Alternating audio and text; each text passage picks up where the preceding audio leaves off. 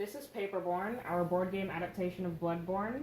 Each player is given a HUD with their vitality, defense, strength, and range on it. Each one is different because there are different characters with different strengths and weaknesses. Since it's turn-based, I'll go first. My character is standard, so I'll move into the first spot here.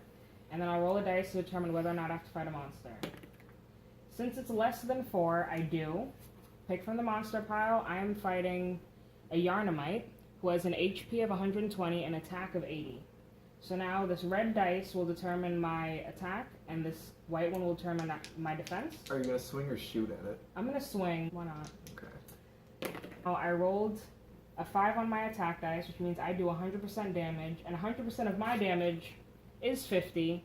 So he is now knocked down to, yes, please do the math. 70, right? Now, on the defense is a 3, which means he does 50. 50% damage. 50% of his attack is 40, so since my defense is 50 on my head, I don't lose any HP because that's within the range.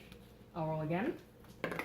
I do 100% damage again, which is 50, which knocks him down to 20.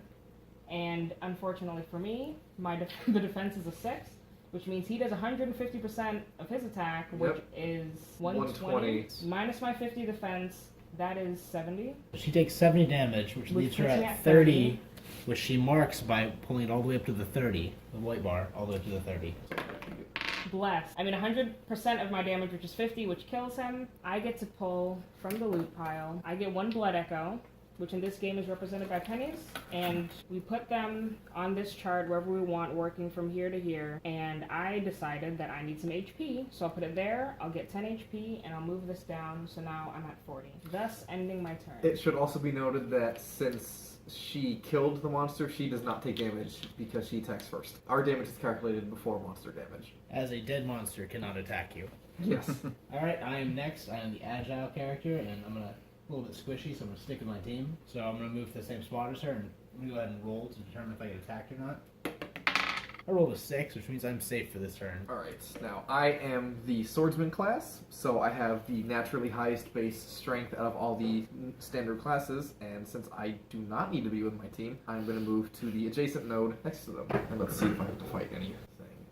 I rolled a 4, meaning I do. Now, if you roll less than a 4, you do have to fight. However, a 4, 5, or 6 means you're safe. So I am safe. David? Well, I'm the heavy, which I have the heavier defense.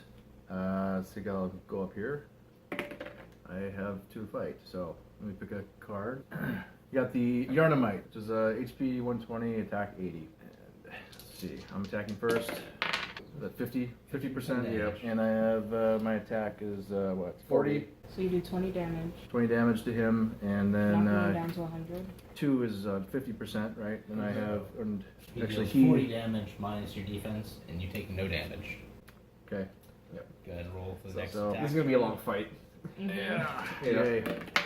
The trade-off for him being 2 6s. The trade-off for him being the heavy class is he has the lowest base attack out of everyone, but he's got the highest base defense. So he's basically a tank, except when 2 6s are drawn.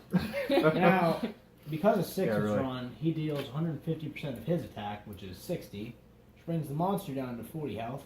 However, the monster also deals 150 health damage, which for this monster will be 120 damage, minus 80 for his defense stat, which means it will deal 40 damage. Which puts him at 60 remaining HP. And now for the next round of attack. You got this. Oh, I get to pick. It's still alive. No, yeah, he's No, still got 40. Oh, yeah. Oh, that Okay. thing. Yeah, he's still kicking. It's still kicking. Not paying attention here. Yeah. Alright. Alright, 5 and a 2. It's another 20. Now, it means David deals 20 damage, brings the monster down to 20 damage, and the monster deals 100% of its attack damage, which is 80. Yep. However, David has 80 defense, which means the monster does no damage to him. As long as you don't roll a 1 and do 0% damage, it's dead. You killed it. The monster's now dead. He gets to He draws from the loot pile. Awesome. This. Thank you. And I get +2 Quicksilver bullets. Woohoo.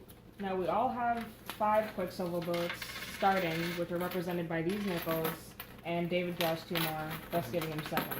It should also be noted, once we hit 10, any further ones we obtain do not count and are immediately forfeited. I'll move here. I was going to say, might as well go Right here. there. Alright.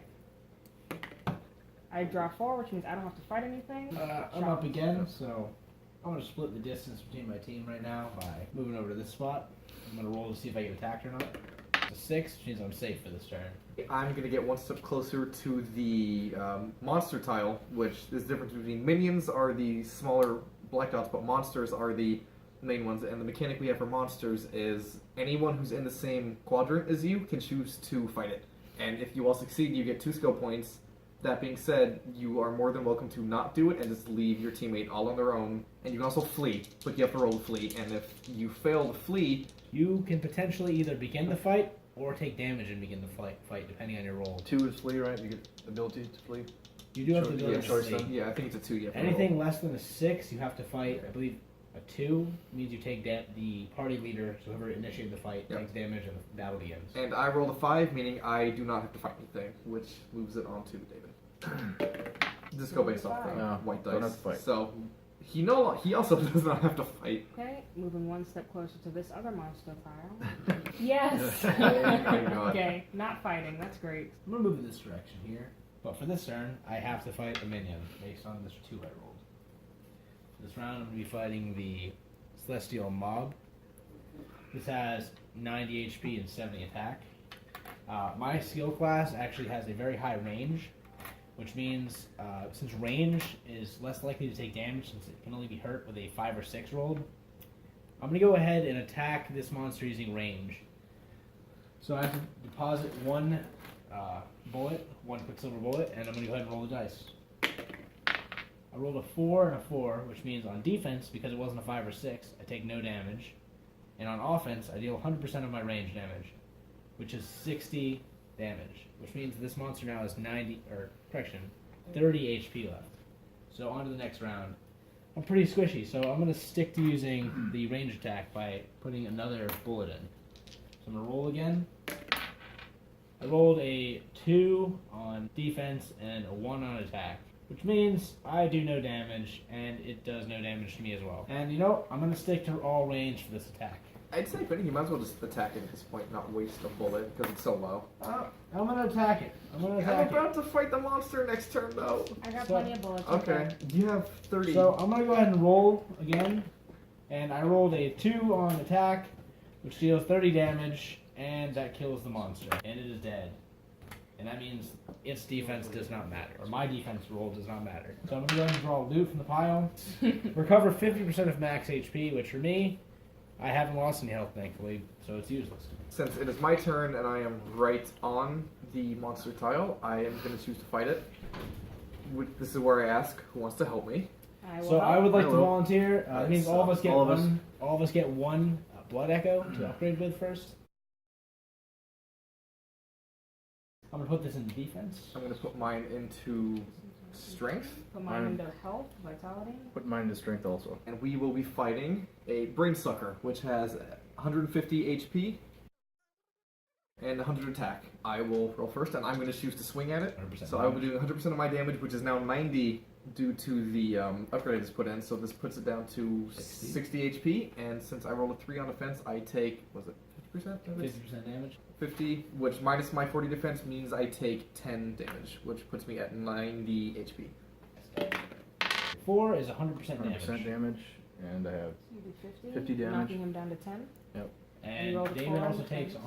100% damage, which is 100 attack defense. minus his 80 defense, which means David takes 20 damage. Which puts him at 40 HP. No, you don't move that No, one. this stays. No, this we just moved this That's up right, to that's 40, right, yeah. that's right, sorry. My turn. Of course, I roll a 1. Now she rolled a 1, which means it's still alive with its 10 HP, and it rolls a 100% hit on her. And I have 50 defense, which means I lose 50 HP, which brings me to 10. Glorious. I'm gonna be a wimp because this thing has a pretty high attack, and I'm gonna use one of my 2 remaining bullets. I'm gonna go ahead and roll, and hopefully I kill this thing. Now I rolled a 50% hit, which is 30 damage, which means it's dead. Yay. Everyone All right, participating. good Good job, team. We all get 2 blood echoes to upgrade before we move on from this battle, and Connor proceeds to the orange tile. Yes. And note that no one moves while assisting in the quadrant besides the person who initiated the fight.